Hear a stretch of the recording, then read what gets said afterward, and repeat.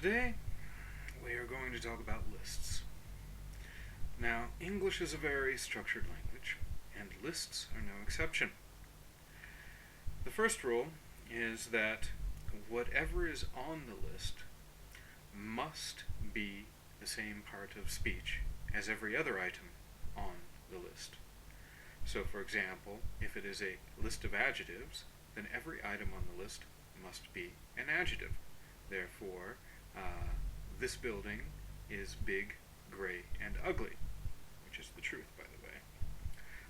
If it is a list of nouns, then every item on the list must be a noun. So I have many books, CDs, and films. If it is a list of adverbs, then everything must be an adverb. For example, she drives quickly, cautiously, and carefully. I know that's a bit repetitive, but at least you get the idea grammatically speaking. I've never claimed to be an original person. So, there is only one exception to this, and that is if there is not a regular noun for something, then you can use the gerund noun. So, for example, painting and accounting are both gerund nouns, and gerund, of course, is a verb that can work like a verb, or it can work like a noun. So, for example, the profession of accounting, or he bought a painting, but I like accounting, or I stopped painting. So in the second case, or the last two examples, both gerunds were in verb form, and in the first two, both gerunds were in noun form. So, for example, I could say I have a computer, a table, and a painting. Okay, so it's not wrong because painting refers to something specific, and is different from paint because paint is a sort of semi-liquid pigment that's used to make a painting. Let's see. Every list must end with a conjunction, and or but. For example, with questions, do you want A, B, or C? And in the negative form, I don't want A, B, or C. However, in the positive or affirmative form, I want A, B, and C. In addition to coordinating conjunctions, like and, or, but, you could also, with lists of two, use correlative conjunctions, both and, neither nor, either or. So, for example, I want both A and B, I want neither A nor B, or I do not want either A or B, or you could say either A or B is good. So, and then the final issue with lists is that if there are numbers involved, you should go from the smallest to the largest number.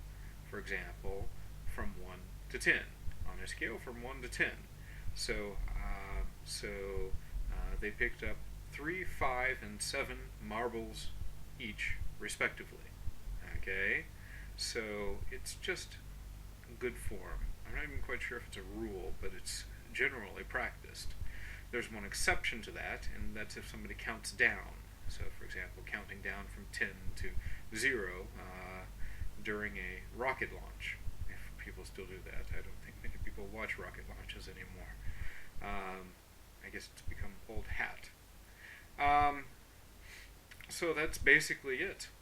Okay, so make sure that your lists are all harmonious, meaning that every item on the list is the same part of speech.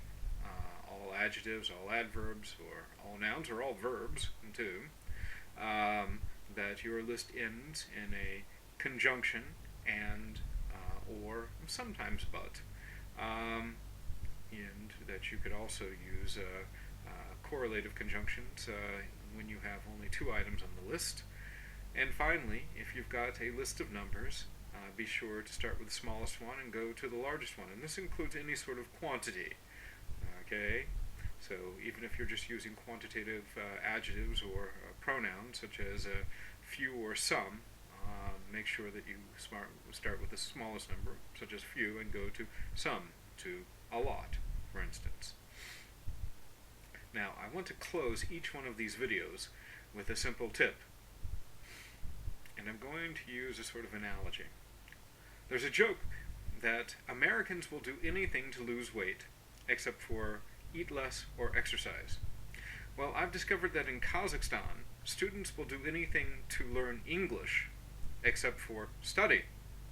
So if you don't study, meaning doing units of grammar or reviewing your class notes or something, and I don't mean just sending little messages to your friends during using Snapchat or something like that. I mean really doing something. Watching a short video on YouTube may be helpful, but it's not helpful enough if you're serious.